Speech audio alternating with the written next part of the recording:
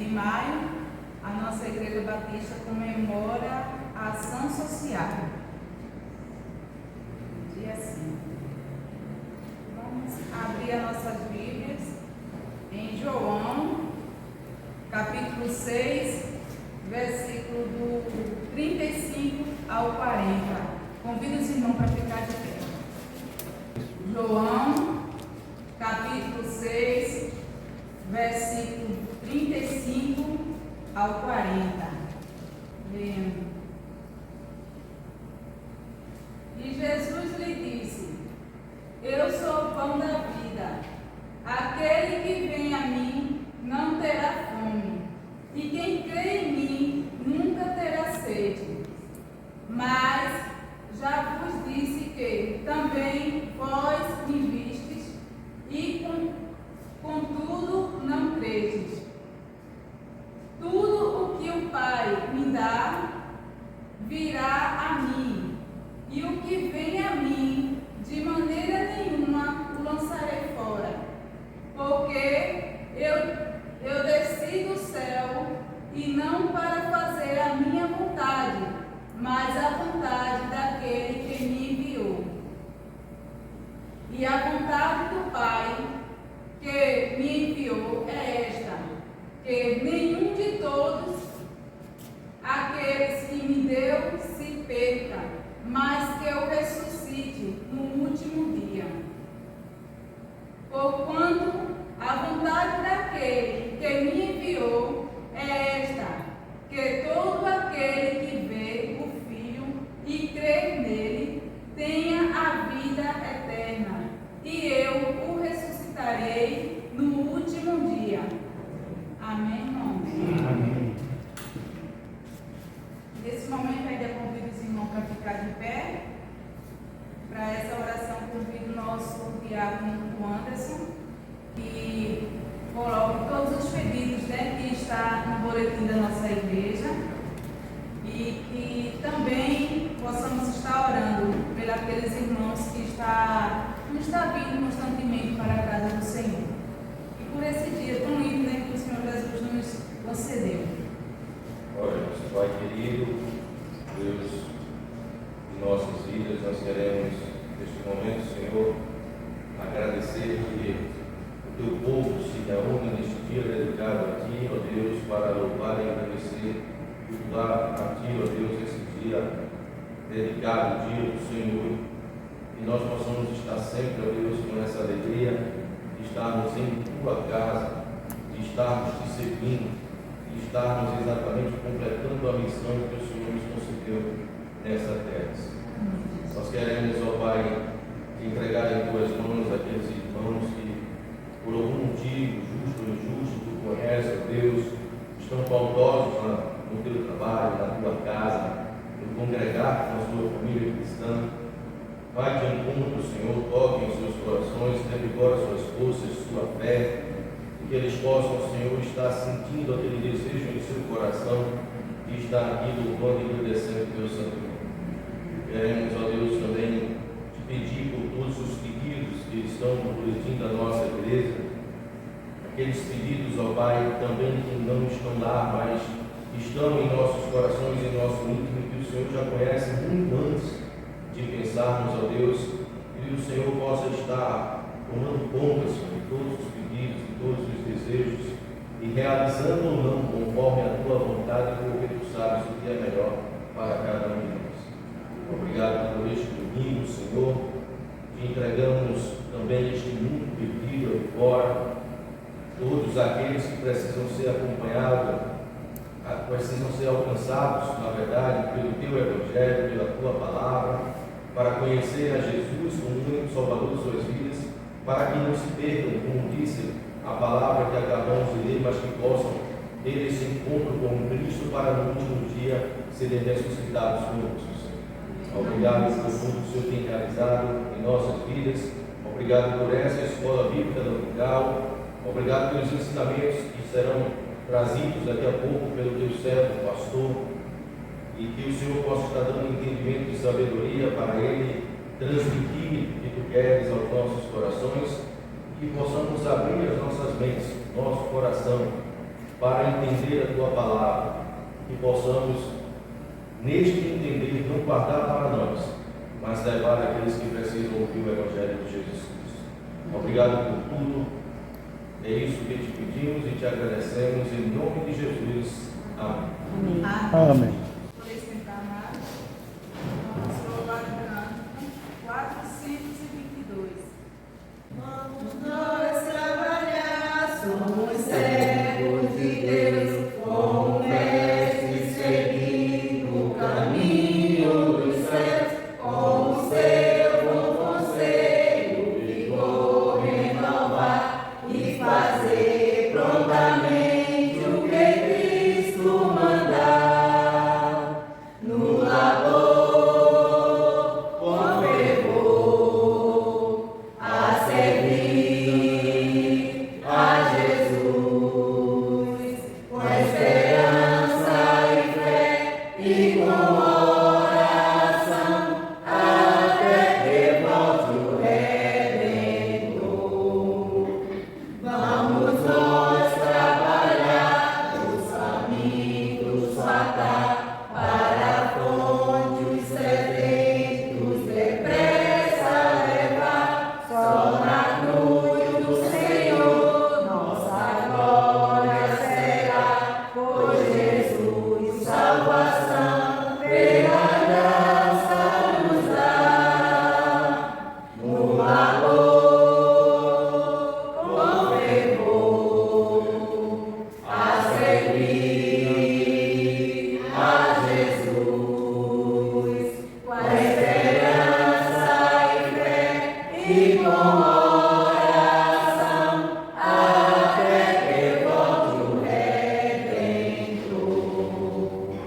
Vamos nós trabalhar para Cristo Senhor, contra o reino das trevas será vencedor. Ele então para sempre exaltado será, pois real salvação pela graça nos dá.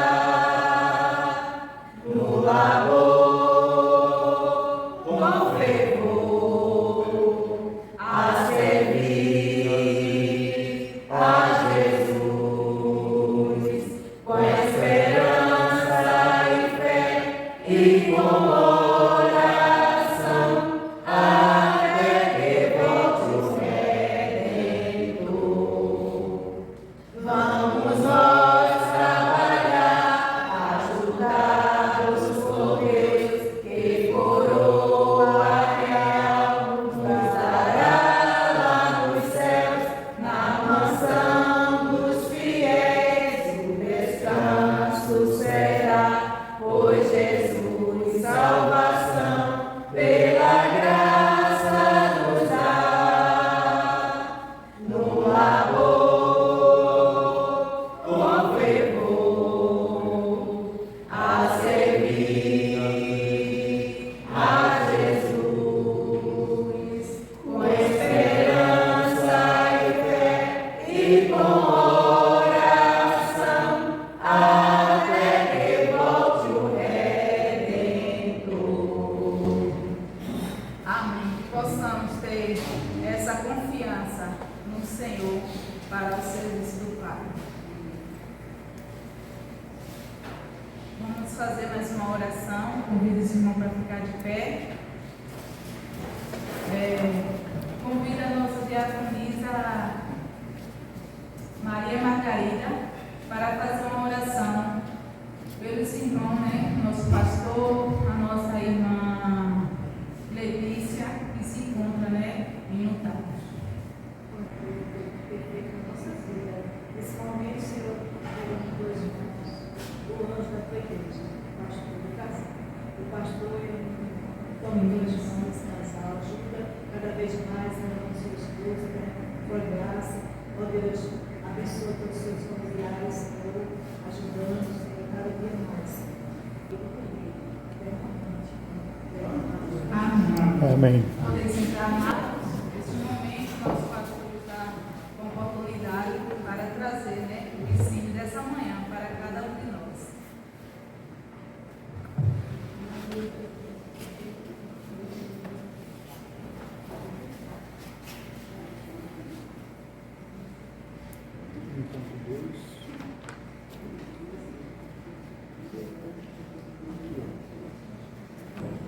Mais uma vez estamos sentados na mesa do Senhor para nos alimentarmos espiritualmente.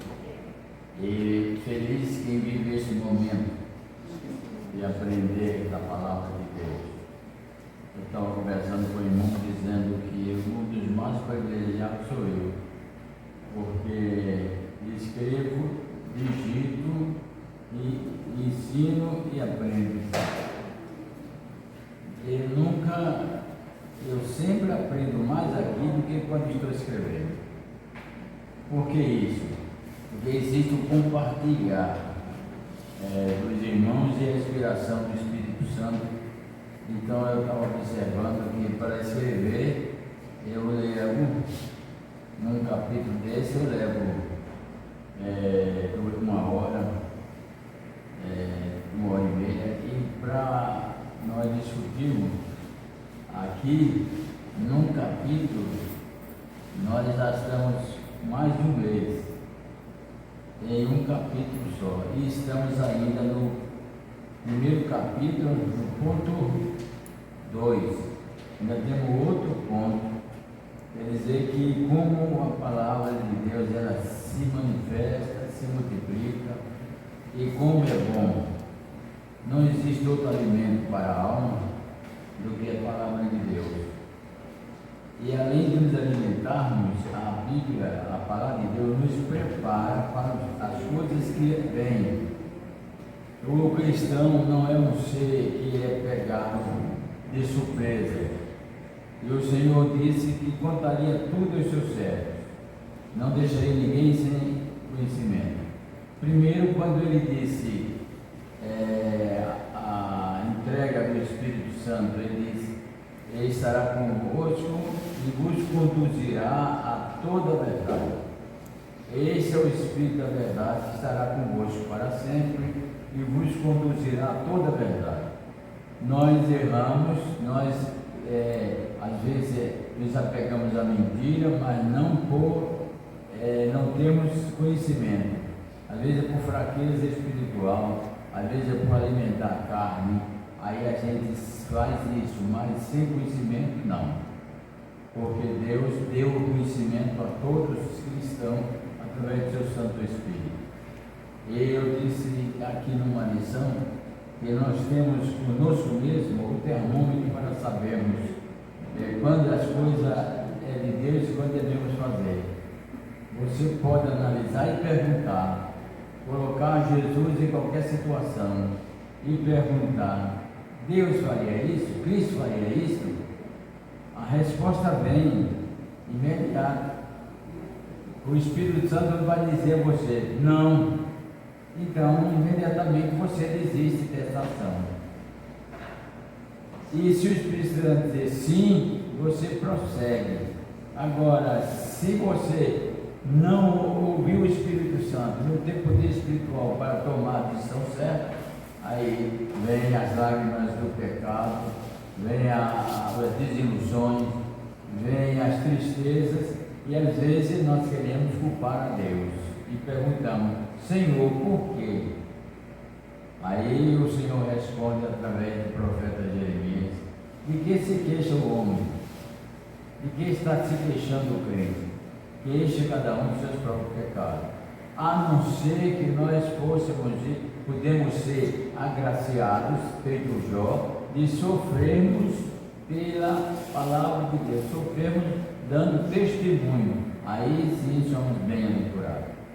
Mas uma prova de que a maioria dos cristãos não estão prontos para viver o Evangelho, porque estão sem preparo, é um quadro que nós estamos vendo. Graças a Deus que aqui tem até um bom número na escola dominical, mas sempre são os mesmos. Sempre são os mesmos.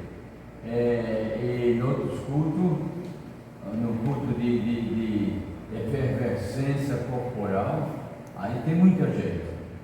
Mas não é esse o ensino, não vem pela efervescência corporal, não vem pelo desejo da carne, não vem pela alegria material, vem pela submissão ao Espírito de Deus.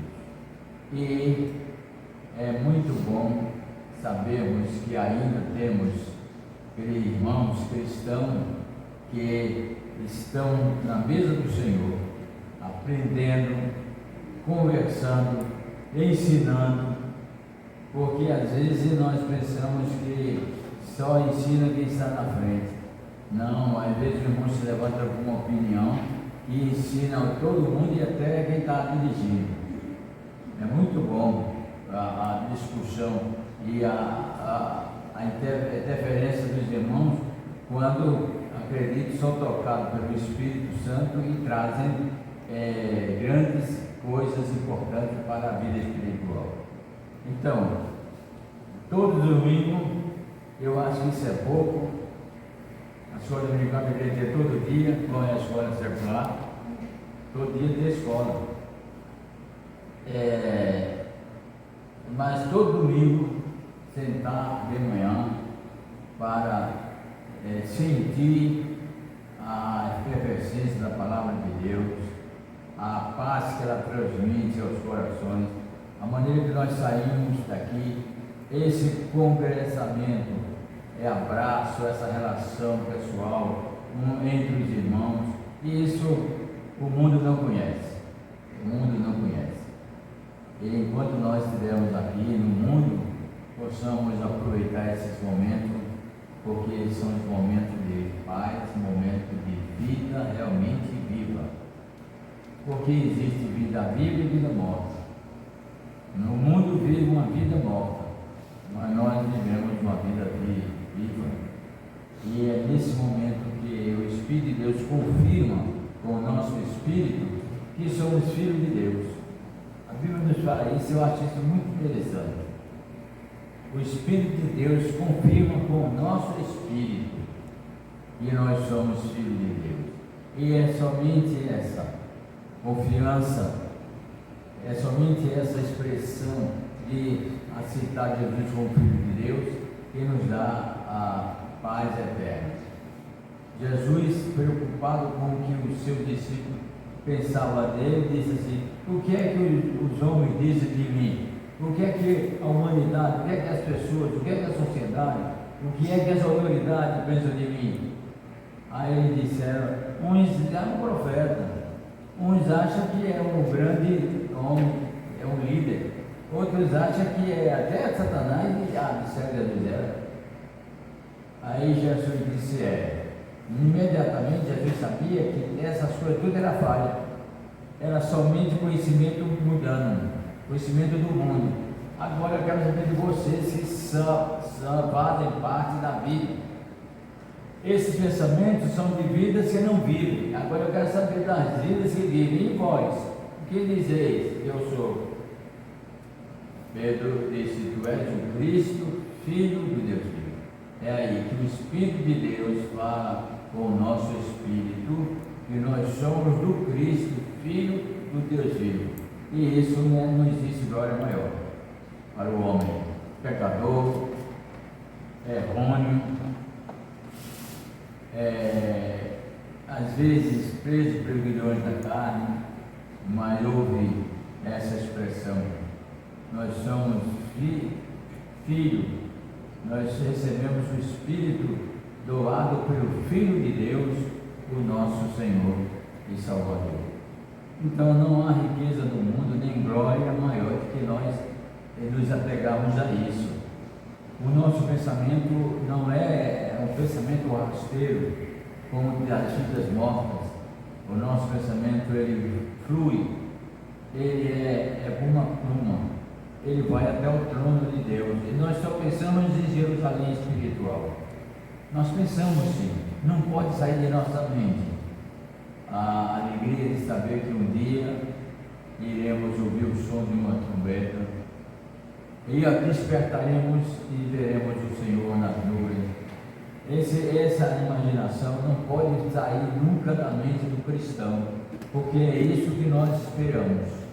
Não esperamos nada mais aqui na terra do que esperar essa vinda de Jesus Cristo, para que nós possamos, como Paulo diz, sermos assim como Ele é. É muita honra que Deus dá ao homem.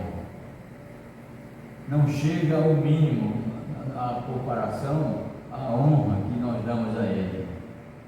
A honra que Deus nos dá é imensa, imensurável, não cabe na mente humana. É aquilo que Paulo disse: conheço homens, se no corpo não sei, se fora do corpo não sei, foi até o terceiro céu e viu coisas inefáveis que a mente do homem não pode captar, que não pode ser revelado ao homem. São essas coisas que a nossa mente material ainda, mente mística, com poder material e subpoderes carnal, não pode entender essas coisas. Mas chegará um dia, como Paulo diz, que aquilo que é imperfeito em parte, como somos nós, somos imperfeitos, somos perfeitos e em parte seremos revestidos de perfeição. Aí sim, aí todos os mistérios, todas as grandezas da vida espiritual serão reveladas aos nossos olhos, porque não teremos mais olhos carnais, não teremos mais olhos de carne e teremos olhos espirituais. Um dia isso acontecerá, com certeza. E é essa esperança que guardamos, é essa esperança que nos fortifica, de dizer: Maranata, Maranata, ora vem Senhor Jesus. Não pressionando o Senhor, não angustiado, porque não sei se Ele vier depois de amanhã, eu ainda estou na igreja. Não, isso não é pensamento. Tem que crer e dizer: Maranata, Maranata, ora vem Senhor Jesus. Nós estamos preparados para te receber, nós estamos te aguardando. A nossa fé, Senhor, está baseada na tua volta, porque sabemos que tudo que tu prometes ao teu povo, tu cumpres, e chegará o dia do cumprimento da graça de Deus, da soberania divina, cobrir a vida de todos que creem nele. Então, há coisa para o crente pensar diferente, mais importante do que essa, de maneira nenhuma. Infelizmente, tem alguém que acha que honra humana, poder humano, riqueza humana traz isso, mas de maneira nenhuma traz. Só Jesus Cristo e a certeza da vida eterna é que traz paz no coração das pessoas. O nosso estudo ficou na página 12, na segunda parte em negrito, que diz assim: a causa de não sermos destruídos é a misericórdia de Deus. Nós estamos estudando sobre negação da declaração de amor ao Senhor. Isso nós dizíamos na introdução, que é muito fácil, se nós não estamos atentos, negarmos essa declaração. E não negamos apenas por imposição de alguém, não negamos às vezes inconscientemente. Estamos ligados a essa declaração de amor a Deus. E eu falei de que nós negamos, o capítulo é baseado em que nós negamos ao Senhor quando usamos um julgamento para com o nosso próximo. Primeiro, o Senhor não nos deu direito para julgar ninguém. E nós às vezes julgamos, pré-julgamos, julgamos, condenamos. E isso é negar a declaração de amor ao Senhor. Se nós não formos pacientes, amorosos, perdoadores, nós estamos negando a declaração de amor ao Senhor. E antes eu disse que na morte de Cristo houve terremoto, o céu escureceu. E alguns teólogos têm pensamentos diferentes, tudo, mas no meu conceito teológico, eu acho que Deus naquele momento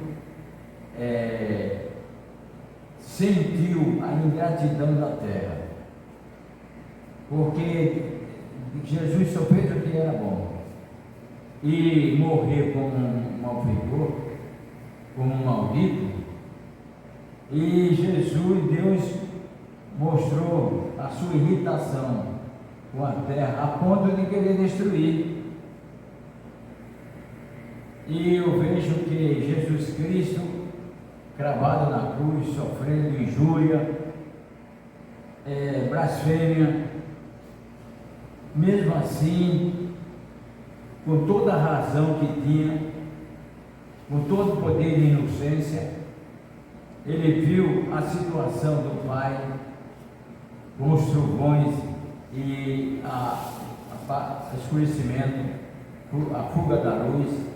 Ele roga ao Pai: Pai, perdoa-lhes, ele não sabe o que faz. Eu não posso pensar diferente, que foi justamente isso que Jesus falou ao Pai, pediu ao Pai. Aí entra a expressão: se não fosse a misericórdia de Deus, nós seríamos destruídos. Se Deus não visse Jesus Cristo no seu pedido, perdoe, Pai, ele não sabe o que faz, nós estaríamos destruídos. Então, temos que pensar: somos inocentes, mas nos perseguem. Não fizemos as coisas, mas nos acusam.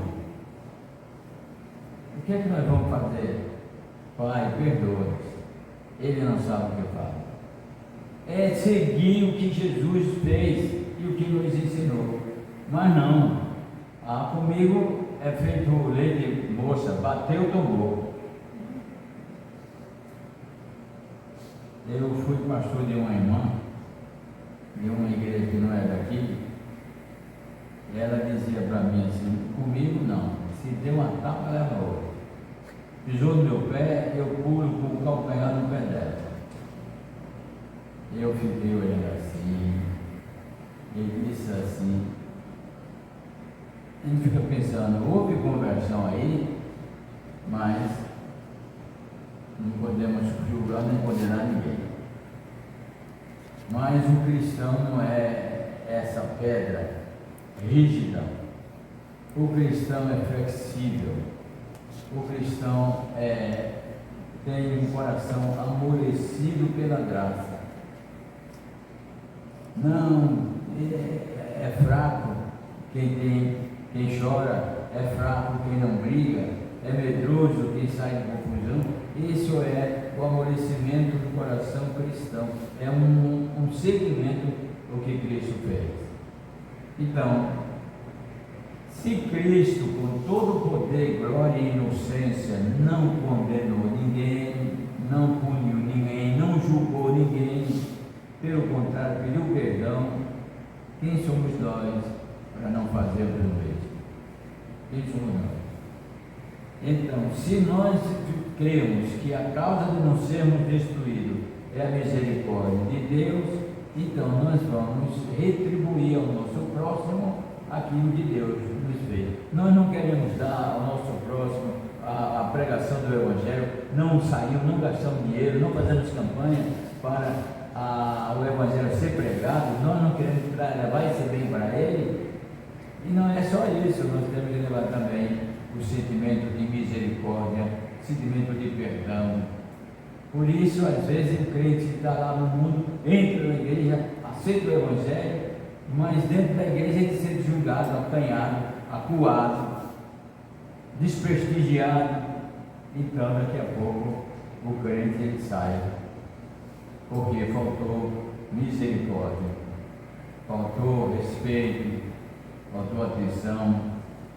Eu acredito que às vezes não, porque o ímpio não permanece na congregação do justo. Sim, irmã, diga. Aí o irmão Jessé eu fico vendo ele não. Ele fica invisível aí na janela. Diga, irmão. Uma maneira de eu pensar, se alguém quer me lembrar do jeito, eu não vou dar lá no esquerdo. Eu vou procurar pela tal pessoa. A primeira oportunidade eu vou fazer o bem a ela.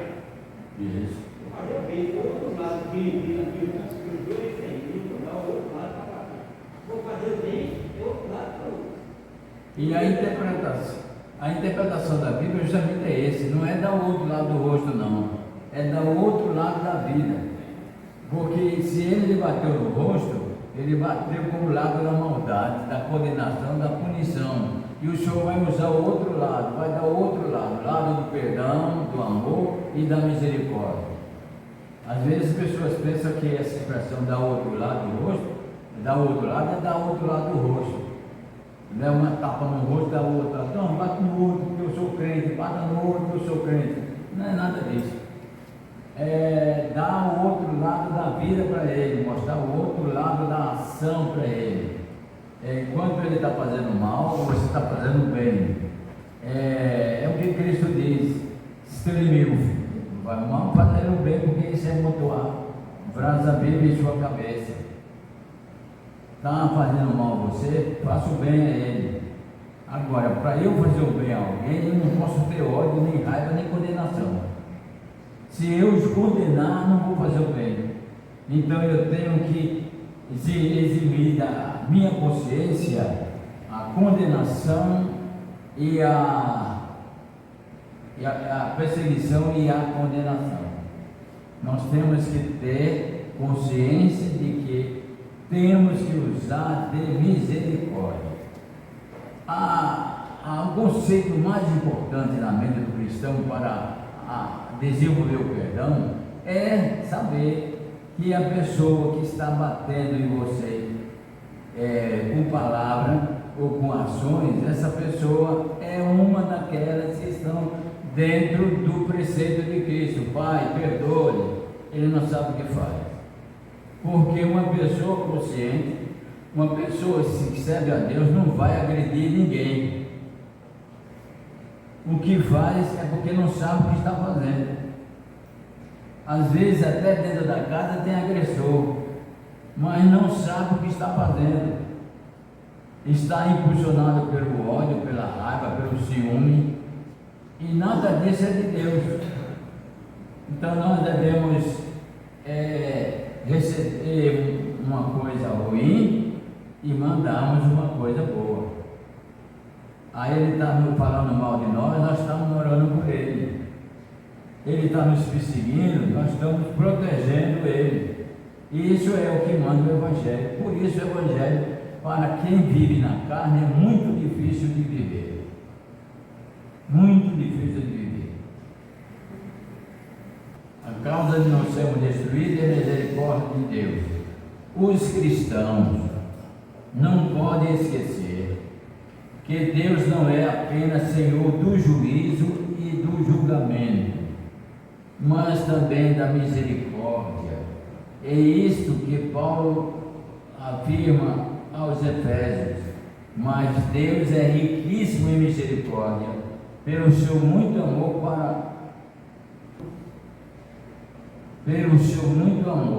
com que nos amou. Aqui não é amor, não é amor. Com muito amor com que nos amou. Então, Deus é riquíssimo nisso, em misericórdia e amor, com que Ele nos amou. E o que é que nós devemos fazer? O que é que nós devemos fazer na vida? É seguir os nossos impulsos de revolta, o nosso impulso de condenação, de julgamento, ou usar a misericórdia no mesmo nível do amor que Deus tem por nós. É isso que as pessoas vão vencer todas essas situações e tentações para agredir e perder o direito de perdoar e de usar a misericórdia. Diga aí, irmã, que é a comida.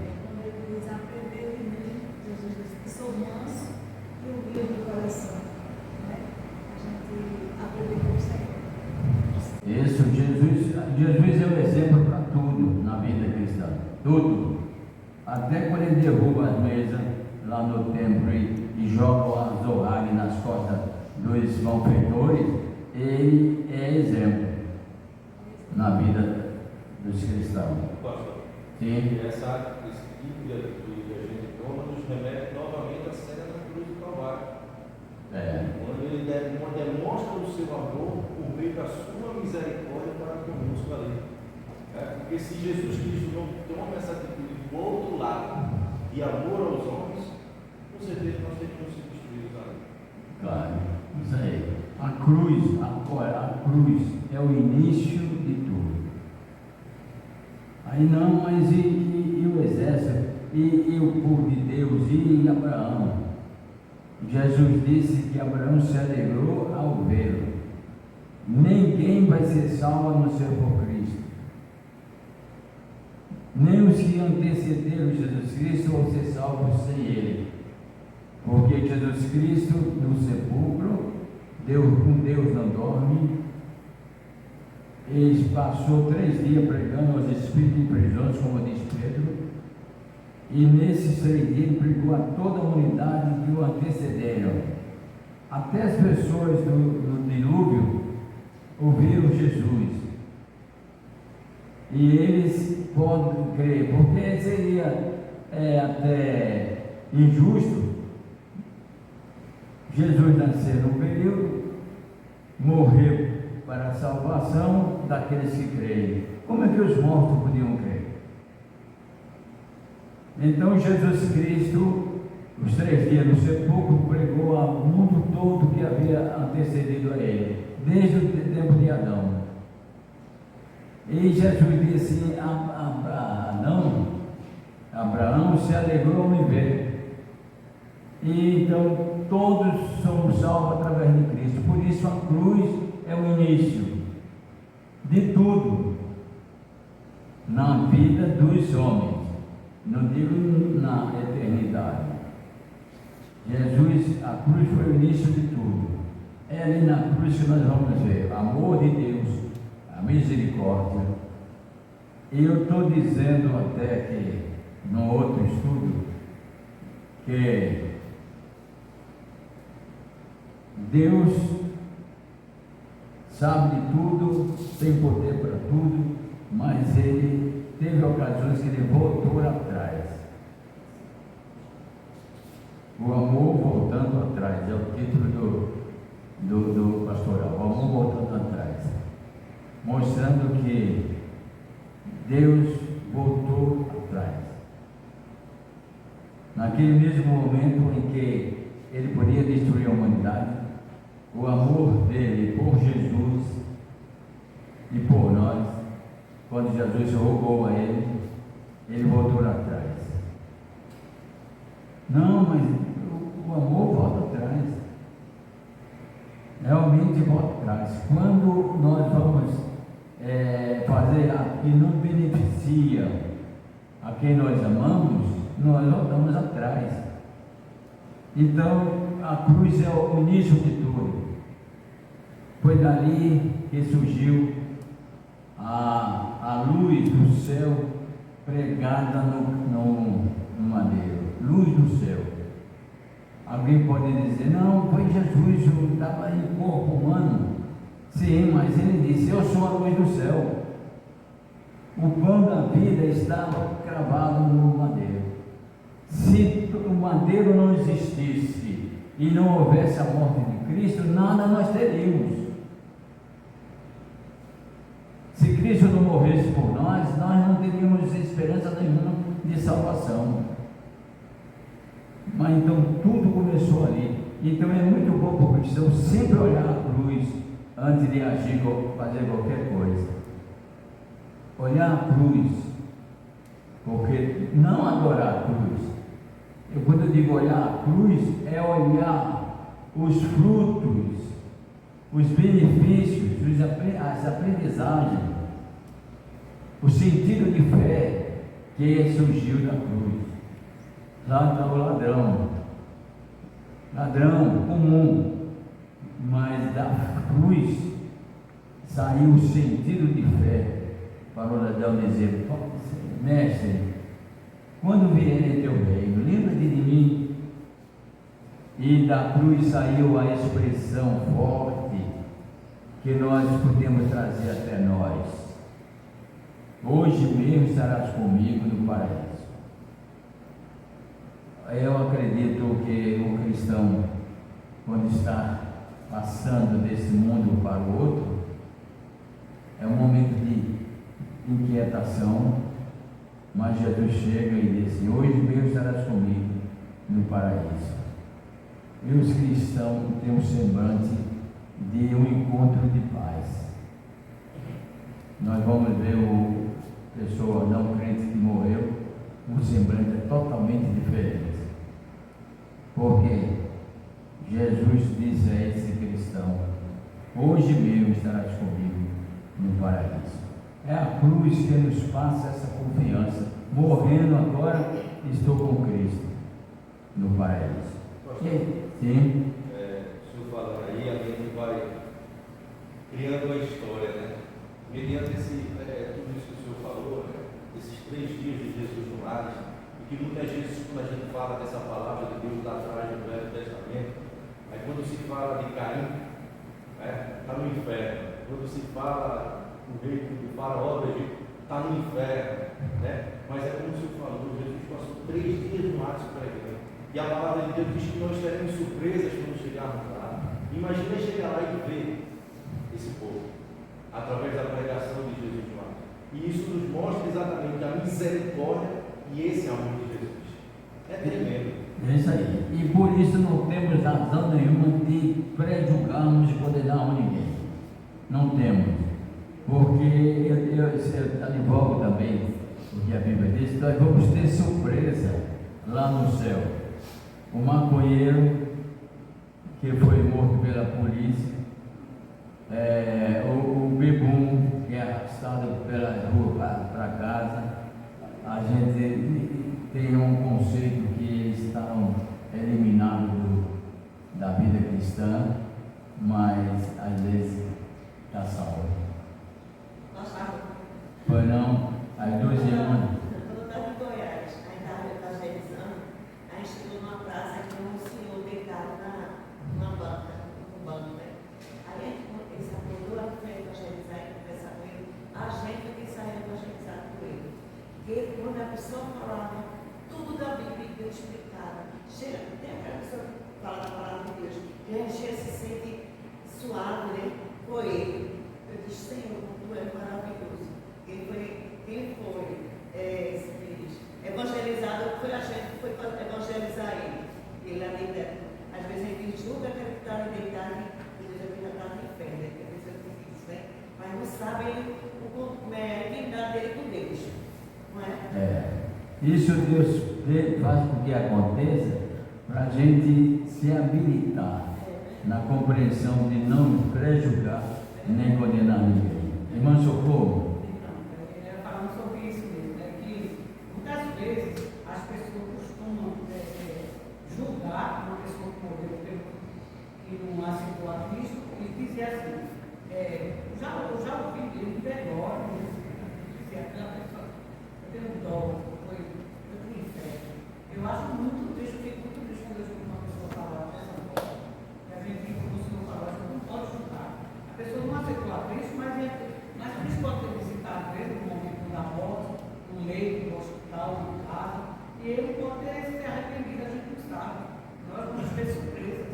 Eu fico tão triste quando vejo uma pessoa falar assim, eu já ouvi muitas vezes. A Bíblia nos diz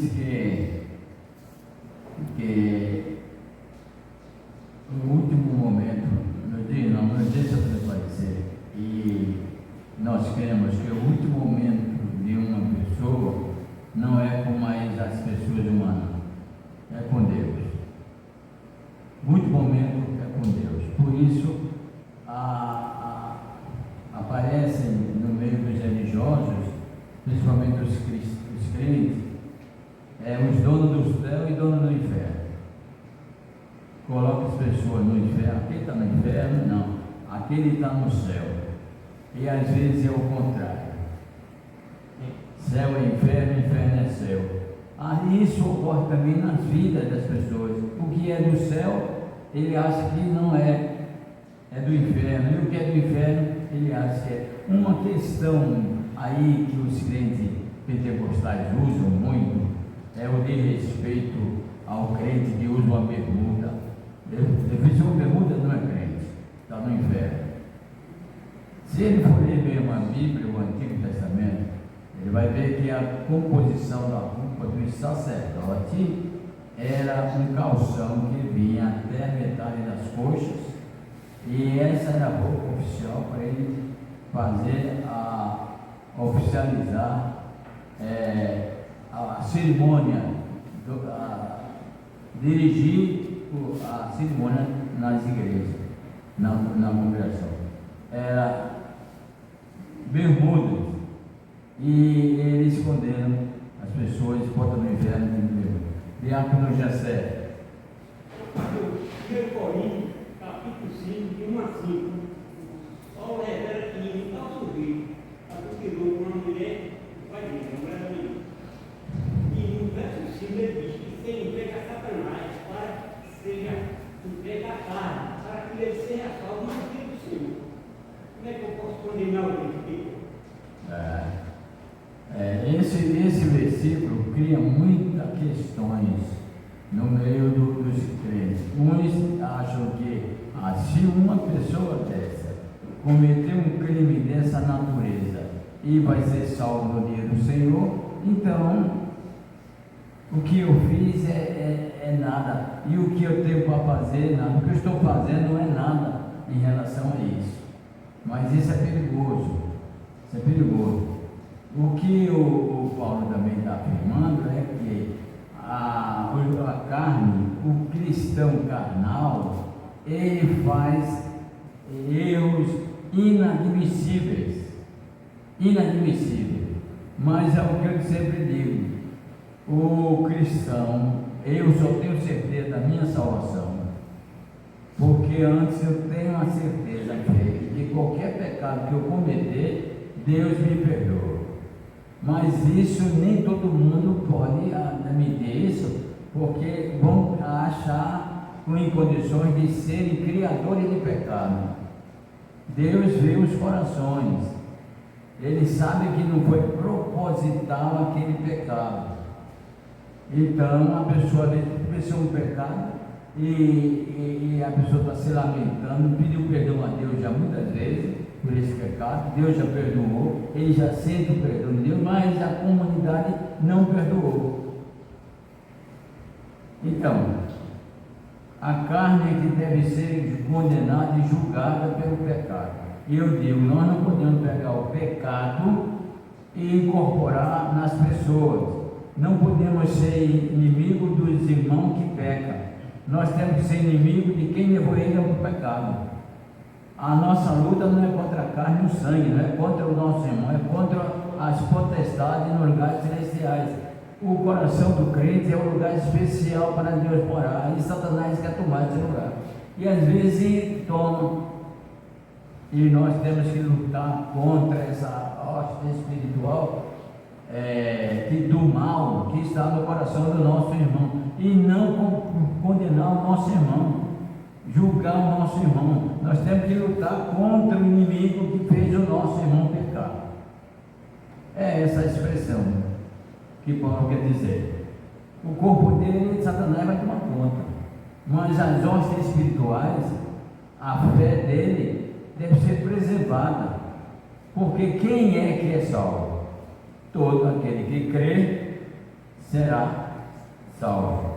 Essa é a importância da vida eterna, é a fé, é a crença.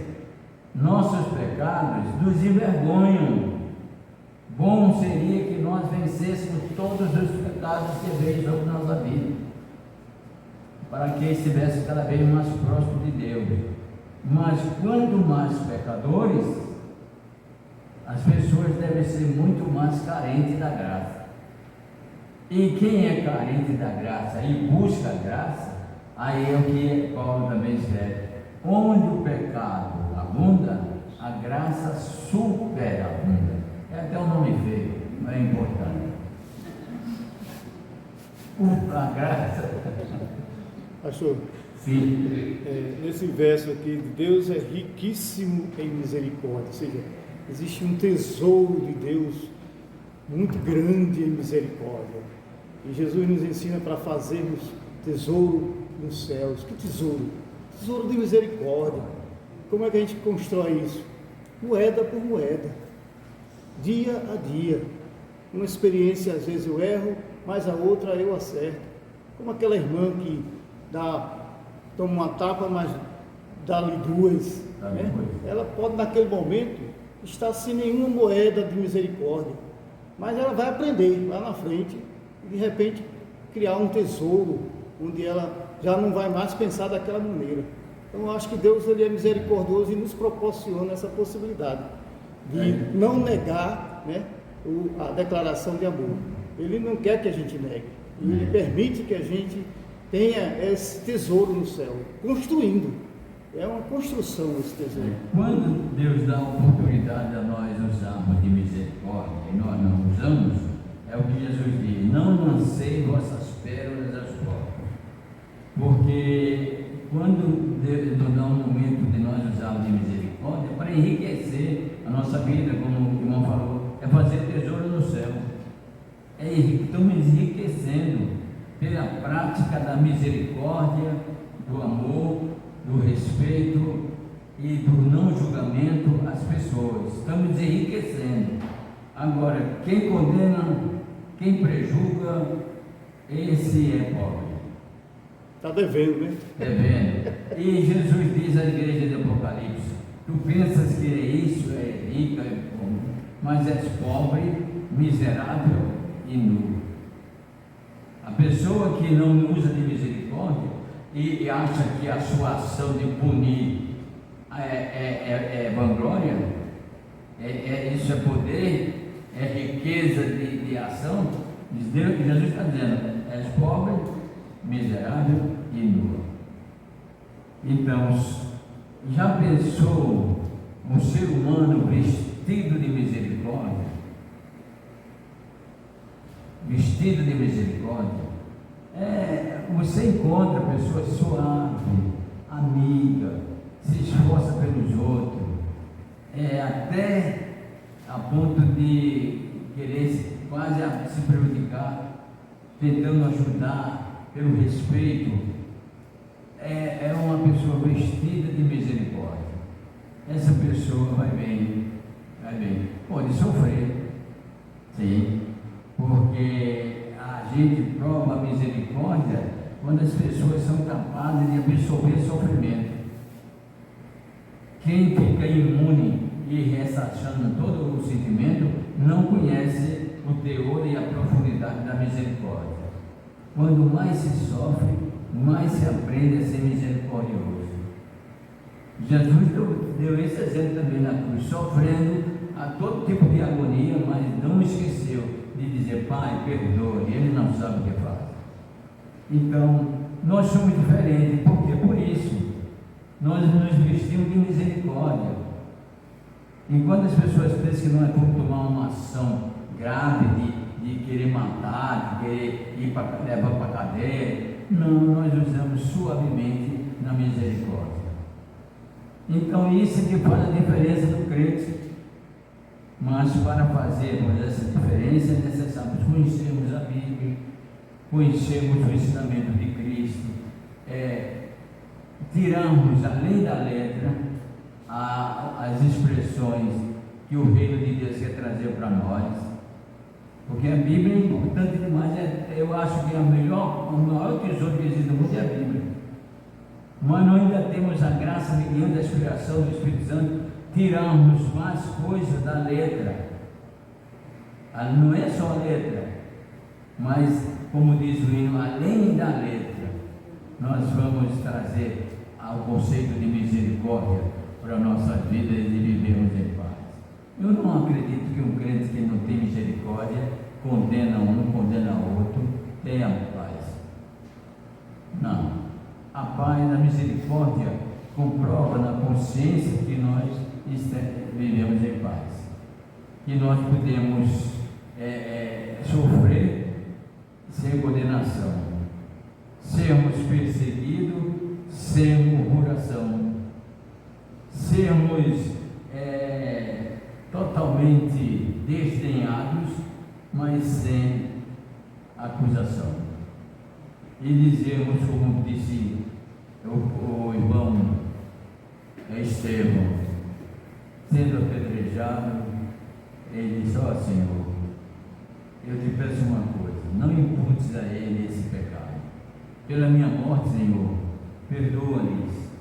Quer dizer, de quem estava recebendo o mal saiu o sentimento de misericórdia. É isso que o Evangelho nos dá exemplo. De onde nós não esperamos, sai da vida do cristão a misericórdia. Um incidente com um crente, alguém diz assim, ele não fez nada, a mulher não fez nada, comigo dá um tiro na cara.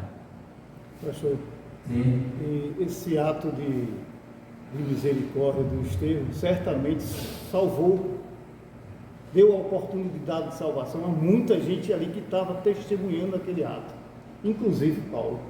Foi. Paulo, ele analisou aquilo e outra coisa.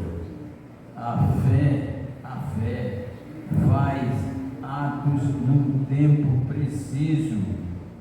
Foi aquele tempo que o Espírito de Deus tocou em Estevão, para que ele não somente peça perdão, mas confirmasse a fé diante do sacerdote.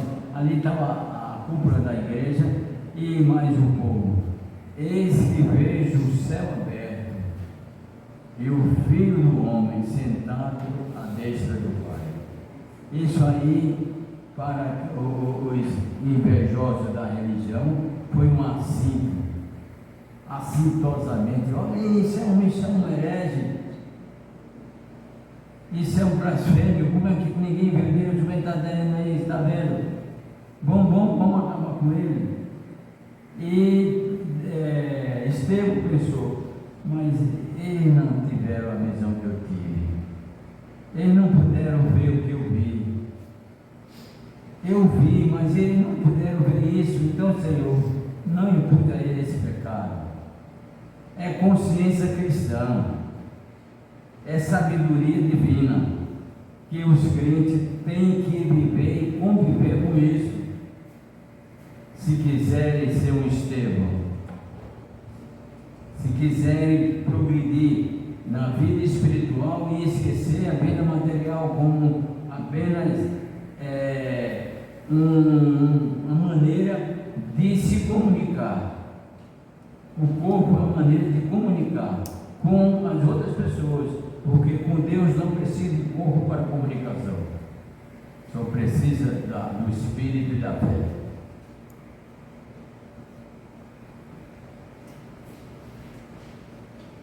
Deus é riquíssimo em misericórdia, pelo seu muito amor com que nos amou. Nós também podemos ser ricos. As condenações são impostas automaticamente pelas próprias pessoas que cometem o erro de não usar de misericórdia uma com as outras. Nós usamos isso. Condenamos e o tema diz assim: ó homem, quem quer que seja, por que condenas o teu próximo naquilo que também faz? É o texto-alvo. Agora eu reparei isso aqui para os irmãos, tem a história do uso da misericórdia. Como é que a misericórdia usa? Porque às vezes nós queremos uma coisa e pedimos outra. No mercado aí de internet, às vezes você pede uma coisa e vem outra. Às vezes os clientes não sabem também pedir as coisas, está querendo uma coisa e pede outra.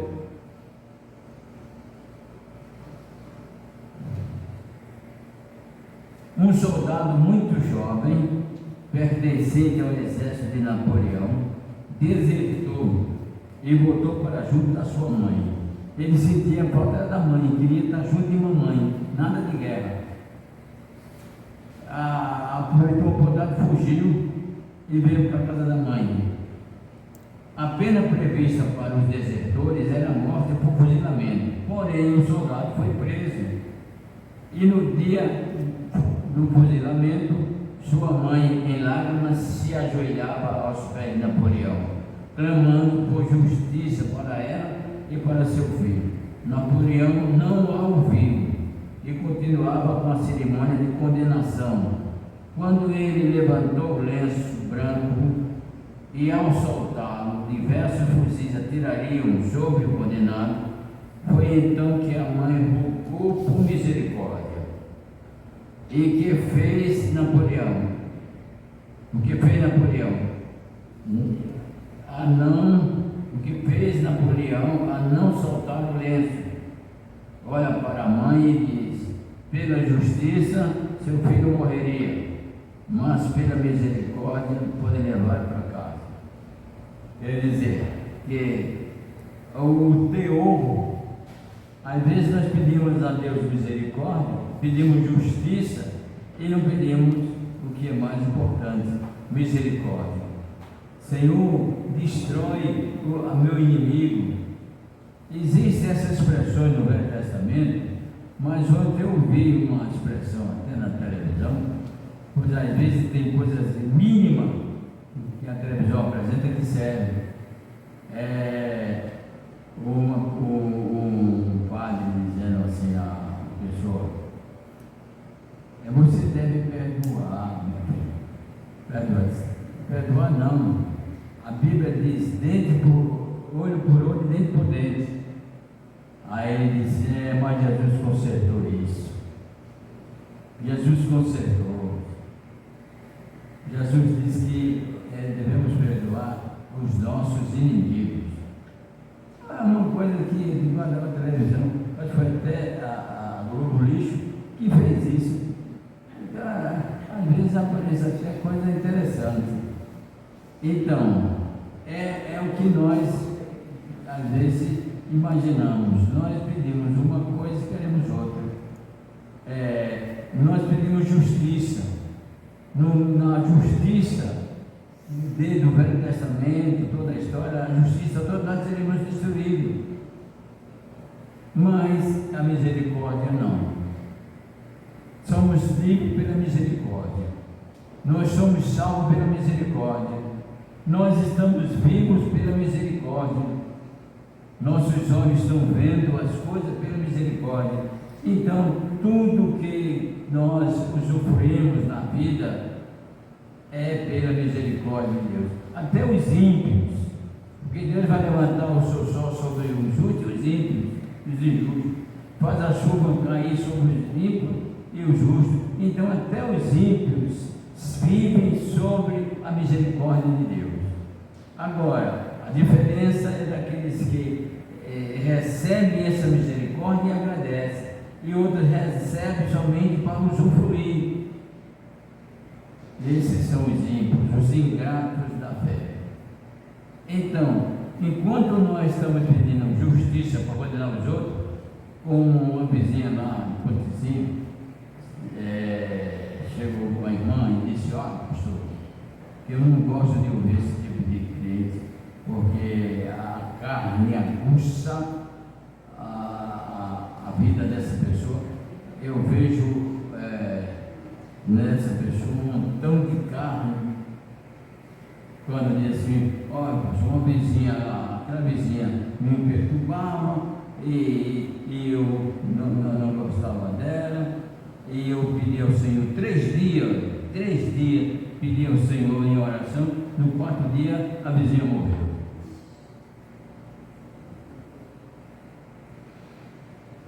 Quer dizer que ela achou que Deus fez justiça a ela.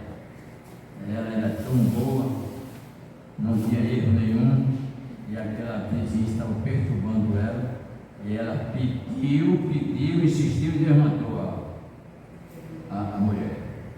Quer dizer, Deus é justiça. Alguém diz assim, alguém gosta muito desse versículo, dessa expressão: Deus é amor, mas é justiça também. O que significa isso? É amor ou é justiça? E o amor está longe da justiça? Não. O amor é justamente que faz justiça. Não é punir, não é condenar, é fazer a justiça pelo amor de Deus. E qual é a justiça do amor de Deus? Está expresso também. Deus não quer que ninguém se perca, mas que todo tenha conhecimento e se salve. Isso é que é a justiça de Deus, mediante o amor dele, a justiça. Então, nós, mediante o amor e a justiça ao próximo, tudo que fizer contra nós deve ser perdoado. não deve ser arrolado como um depósito de vingança, de raiva, de destruição, porque quem guarda raiva, ódio e destruição se destrói muito mais do que a pessoa que é nutrida esses maléficos sentimentos. Então, Deus é amor, mas é justiça também. Pregadores de rosas, prega as rosas e os espinhos também. É um hino, porque Deus é amor, mas é justiça também. Se viesse somente a expressão Deus é amor, estava excluído a justiça do amor. A justiça sem amor não é justiça. Infelizmente, nós estamos vivendo num mundo onde a justiça não tem amor. E a justiça não vê mais nada. Até os símbolos que fizeram para a justiça, aquela mulher com um pano fechando os olhos, está dizendo, a gente não vê nada. A gente só vê, só recebe. Mas vê não. Mas Deus é amor. Sim. Pastor, se nós somos um povo de Deus, um povo separado, então a gente tem que mostrar a diferença. Para aqueles que olham para a gente com diferença, é que mostra diferente. Bom dia, boa tarde, como é que está o senhor? Mesmo se aquela pessoa queira ter intimidade com nós é nem que fala. Eu mesmo disse assim, como eu vejo que aquela pessoa não dá, vou fazer como o povo diz, não está afim, aí eu passo, dou bom dia, boa tarde. Eu vejo que tinha intimidade e de repente não quer mais. Está tudo bem com você? Boa noite, como é que está? Porque a gente vê que as pessoas hoje, o amor está esfriando. Então, cada dia mais a gente vê aquelas pessoas com aquelas indiferenças, quer ser melhor do que o outro, não tem amor mesmo, a palavra é essa. O amor não tem mais. Então, quando eu vejo isso, eu mostro a minha diferença. Eu mostro para ele, mesmo sendo crente, e que crente se torna diferente para o outro crente.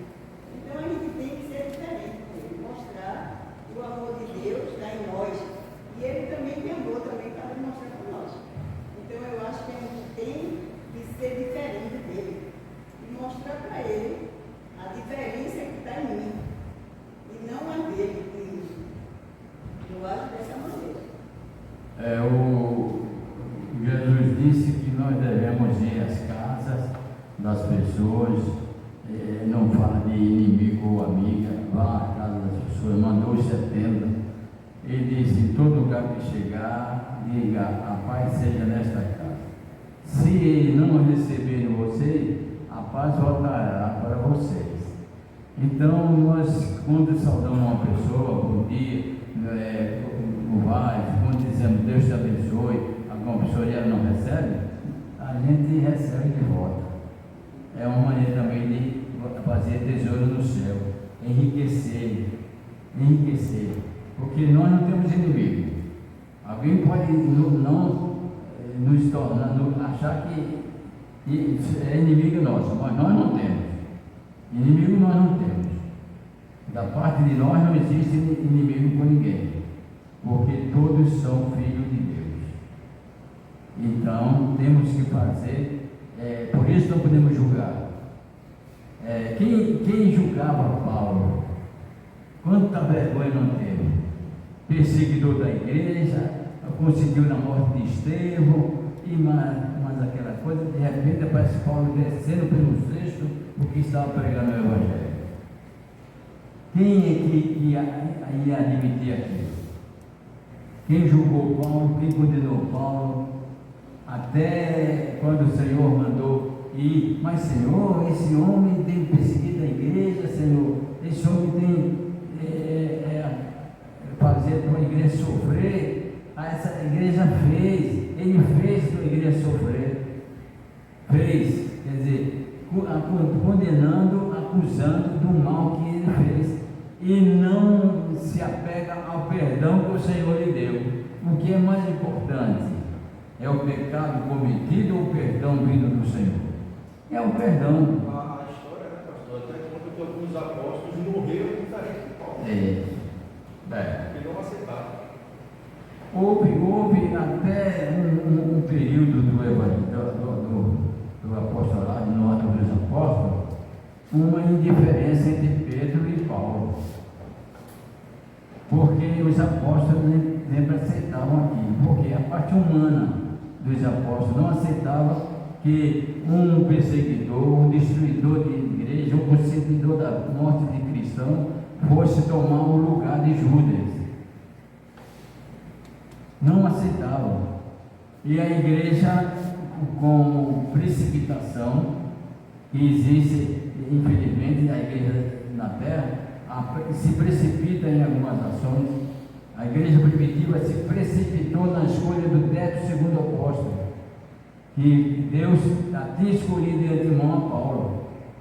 E ele botaram Ananias, que só aparece uma vez na história da Bíblia, quando foi escolhido. E Paulo não. Paulo foi uma estaca forte na propagação do Evangelho e capaz de chegar e dizer: sede meus imitadores, porque eu fui de Cristo. Não conviveu com ele, só ouvia falar de nome, e como inimigo, como implantador de uma nova seita, queria destruir o judaísmo. É por isso que Paulo ouviu de Jesus. Mas no encontro luminoso do caminho de Damasco, Paulo teve uma noção que muitos, até dos apóstolos, não tiveram. Primeiro, perguntar: quem és, Senhor? Segundo, o que queres que eu faça? É essa a pergunta que o cristão tem que fazer a Deus. E conheceu: eu sou Jesus Nazareno, a quem tu persegues. Se declarou a Paulo: eu sou Jesus Nazareno, a quem tu persegues, tem destruído minhas igrejas, tem perseguido meu povo. Senhor, o que queres que eu faça? Aí a conversão, a prova da conversão, conhecer e se entregar para fazer a sua vontade.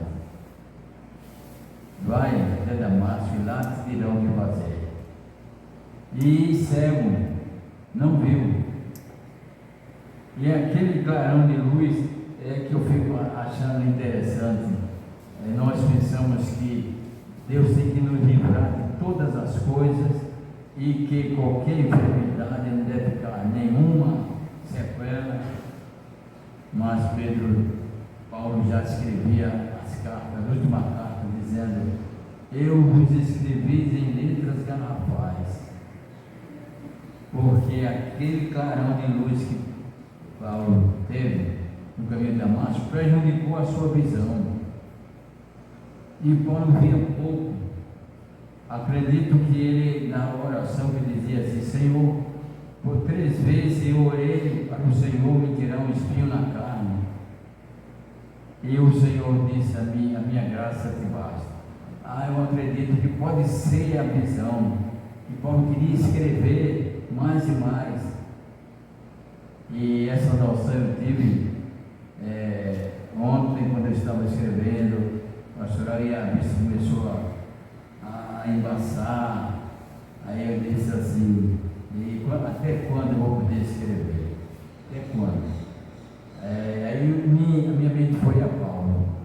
Paulo disse escrever. Agora, tem alguns teólogos que acham que quando Paulo fala sobre esse espinho na carne, é referente a um erro que ele tinha, a um pecado que ele tinha, e que era um homem consagrado, um homem santificado, mas tinha pecado. E o pecado de Paulo diz que é confirmado quando ele diz assim: aquilo que eu quero fazer eu não faço, mas o que eu não quero, antes de pensar, já tenho feito. Diz que Paulo vivia nessa instância, só queria fazer o bem, só queria estar na presença de Deus, só queria estar na igreja, só queria estar no trabalho, mas de repente Paulo distraía e estava em outro lugar, não estava na obra do Mestre. Então, a distração na vida do crente pode trazer essa tristeza. Eu acho que Paulo falava era da sua visão, mais da visão do que do pecado na carne, era a sua visão. Temos ainda 5 minutos. Depois do pedido da mulher e que Napoleão soltou o filho dela, isso nos fornece conhecimento de que não devemos exigir justiça quando nós e as outras pessoas erram. Não precisamos exigir justiça, mas sim misericórdia. Entender que uma pessoa que nos cometeu um erro é uma pessoa incapaz, é muito mais fácil de nós termos misericórdia. Incapaz de amar, incapaz de conhecer o Senhor. Isso é uma folha que o vento arrasta, é como uma moinha que o vento arrasta. Nós vamos ter mais facilidade de não condená-lo, de usar com ele misericórdia. Onde o pecado tem poder, mais poder, a misericórdia supera esse poder. Então, quando a acusação, quando o sofrimento de alguém mandar sobre nós, a graça de Cristo tem muito mais poder do que isso. Eu vi o que disse a Paulo: a minha graça te basta. Porque só cabe em defesa de quem erra a misericórdia. E Jesus, sabendo que todos nós somos pecadores, nos adiantou que misericórdia quero e não sacrifício.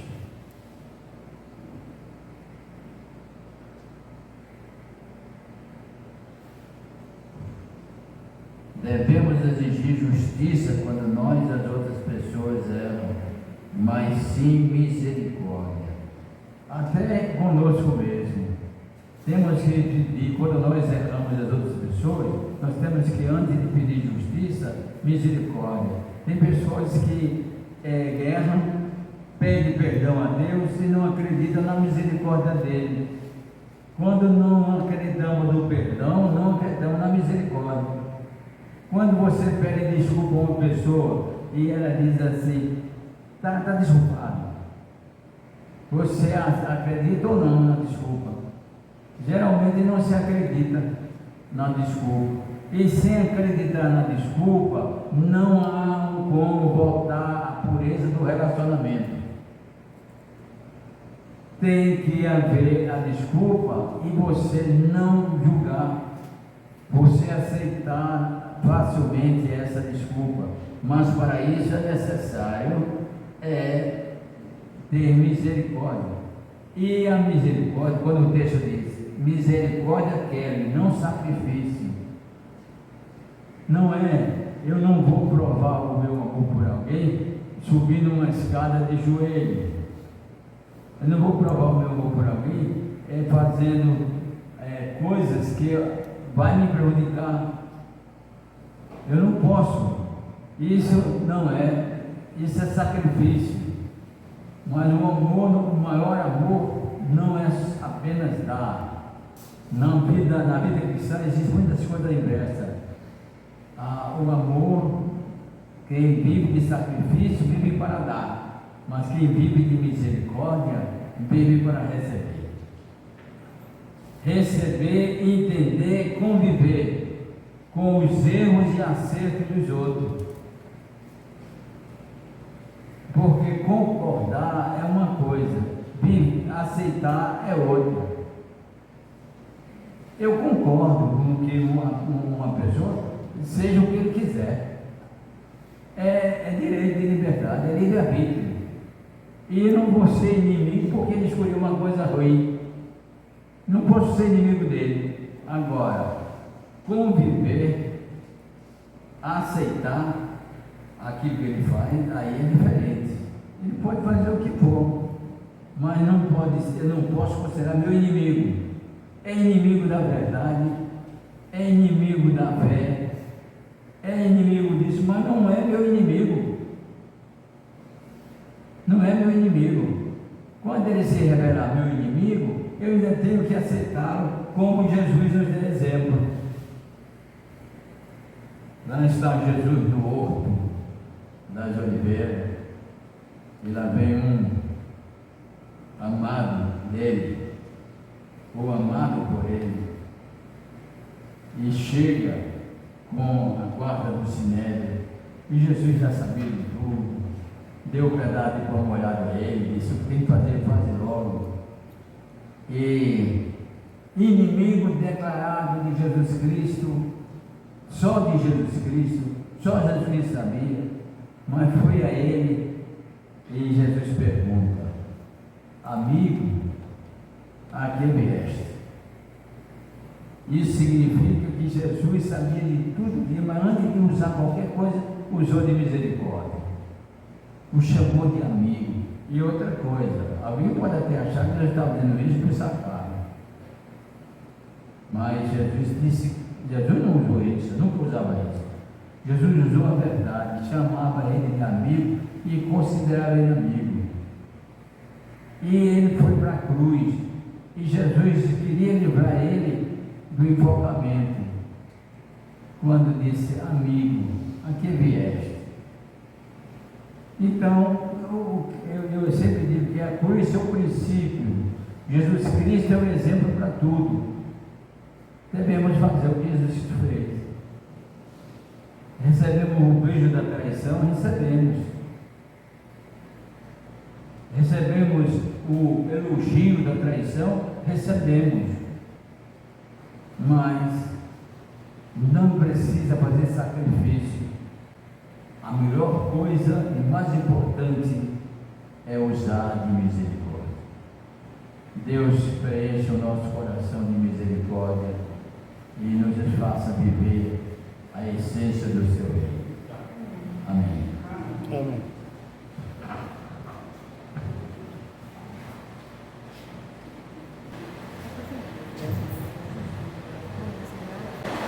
Possamos sempre pedir misericórdia ao nosso Pai, para que Ele possa estar nos fortalecendo, nos dando sabedoria. Nesse momento, eu convido os irmãos para ficar de pé.